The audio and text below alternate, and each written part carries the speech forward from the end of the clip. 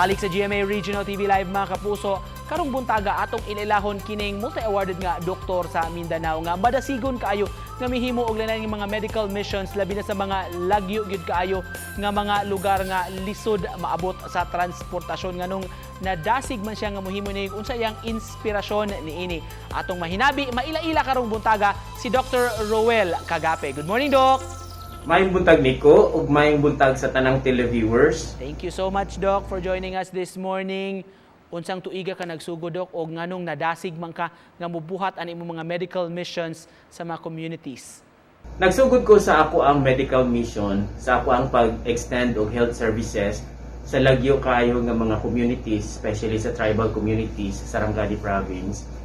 Sukad pa sa ako ang pag-graduate sa medicine. Kay mao namang gid na ang ako ang intention, mao man gid na ang ako ang motivation kung nganong nagkuha ko og medicine, nganong gusto nako mahimong doktor. Kay katong bata pa ko, tungod kay ang ako ang pamilya isa lang sa pipila ka adunay sakyanan sa amo ang lugar kaniadto in the early 70s. Daghan kay mga pasyente nga mga to sa amo ang balay para mohangyo sa ako ang parents nga isakay ang ilahang pasyente para dalhon sa Jensan. Nya rough road pa to og ang Jensan more than an hour pagikan sa amo ang municipality.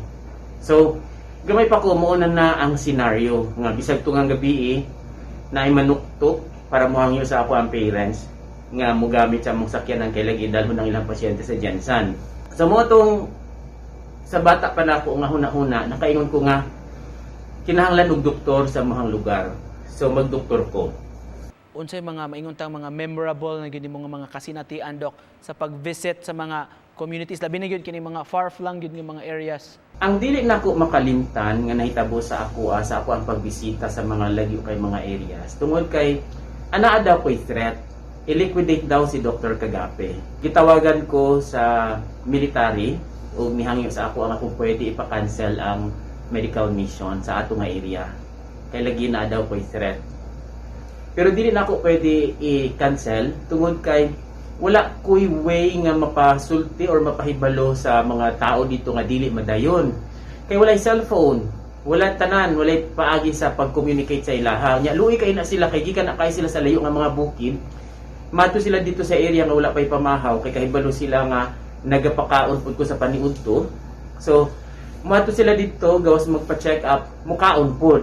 Doc, usa sa mga proyekto nimo, Doc, kining ambulansyang kabayo. Can you tell us more about this, Doc? Ang ambulansyang kabayo, Nick, na conceptualize tungod sa nakita na kong kalisod sa mga pasyente nga kinahanglan ma-admit sa hospital. Like, ang ilang ginahimo, ginabutang nila ang pasyente sa duyan, tapos ang duyan ihigod nila sa kawayan. Ang kawayan dayungan sa duha ka tao.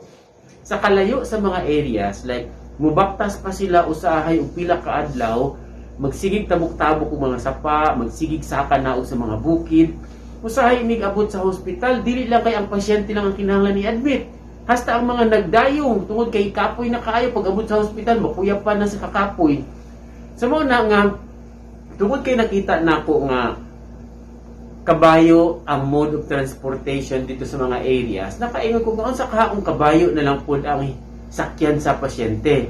So naghimo ko og katri nga made of kawayan lang pud gibutang sa ibabaw sa kabayo. Dito na maghigda ang pasyente. Nya butangan na lang pud og dextrose. Mao na nga ambulansyang kabayo ang ako ang tawag ni ana. Bisan sa mga kalisdanan, Doc, lisod yun inyong mga giagian sa inyong mga gipangbuhat ng mga medical missions. Unsa may fulfillment, kalipay nga nahatag nini kanimo, Doc, o nganong padayon man jud ka ini? Ang fulfillment nga nadawat nako Nick sa ako ang ginahimo mao ang idea nga nahatagan nako og greater meaning dili lang ang ako ang pagkadoktor kundi ang ako ang pagkatao. Tungod kay para sa ako ug mao ko'y gisulti sa Bible nga faith without action is dead. And finally, Doc Roel, mensahe nimo sa atong mga viewers karong buntaga unsa imong gustong ipaabot kanila? Kining mga katawhan, kaning mga kaigsuonan nato nga naapektuhan sa bagyo, sa baha, naginahanglan sa ato ang suporta. bisan lang untag makapadala mo bisag isa lang ka kilo nga bugas, pila ka lata nga canned goods, aron lang nga magmalipayon sila sa pag-celebrate sa ilahang Pasko. Kay samtang nagmalipayon ta sa pag-celebrate sa Christmas, sila usab magmalipayon. Sa inyong tanan, Merry Christmas and Happy New Year. Alright, magpasalamat bida ko Dok sa imong pag-uban kanamo. Thank you for the inspiration nga gihatag nimo kanamo sa among mga viewers. Merry Christmas, Dr. Roel Kagape.